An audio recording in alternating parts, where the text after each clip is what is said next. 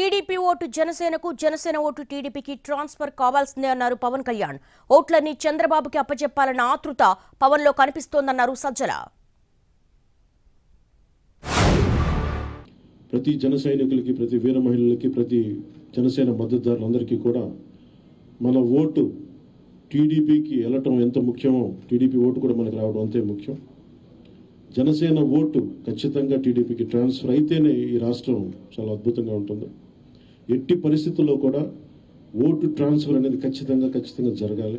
Political పార్టీకి ఉండాల్సిన ఒక డెకోరం మెయింటైన్ చేయగలిగిన దీంట్లో కూడా అతను లేడు.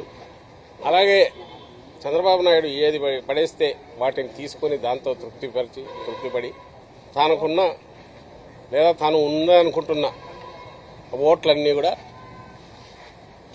మొత్తంగా చంద్రబాబుకు అప్పచెప్పాలా అనే ఆతృత ఆయనలో కనపడుతుంది పవన్ కళ్యాణ్.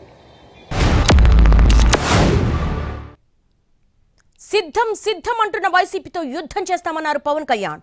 175 స్థానాల్లో పోటీ చేయలేని పవన్ ఏం యుద్ధం చేస్తారంటూ కౌంటర్ ఇచ్చారు సజ్జల రామకృష్ణారెడ్డి. ఆయన సిద్ధం అని చావగొడతా ఉన్నారు. బాబు నీకు యుద్ధం ఇస్తాం, నీకు అది ఎందుకు యుద్ధం చేస్తామంటే ప్రజలు తిరిగి ఆంధ్రప్రదేశ్ని గాడిలో పెట్టడానికి యుద్ధం చేస్తాం. నీకు అయితే మనస్ఫూర్తిగా ప్రజలందరికీ కూడా చాలా శుభదినం. మనం ప్రభుత్వాన్ని స్థాపిస్తున్నాం, మనం గెలుస్తున్నాం. దేని మీద చేస్తారు? 24 మందిని పెట్టి ఆయన పెట్టుకుని 24 మంది కూడా ఎవరు అభ్యర్థులు తెలియకుండా, అది కూడా ఆయన ఇంటికి వెళ్ళి చంద్రబాబు ఇంటికి వెళ్ళి ఆయన అనౌన్స్ చేసి ఈయన ఎవరి మీద యుద్ధం చేస్తాడు? గాల్లో తిప్పుకోవాల్సిందే, తిప్పడం తప్ప. మేమైతే చెప్తున్నాం, ఎంతమంది వచ్చినా మేమైతే సిద్ధం అంటున్నాం. దేనికి? ఎన్నికలకు రెడీ.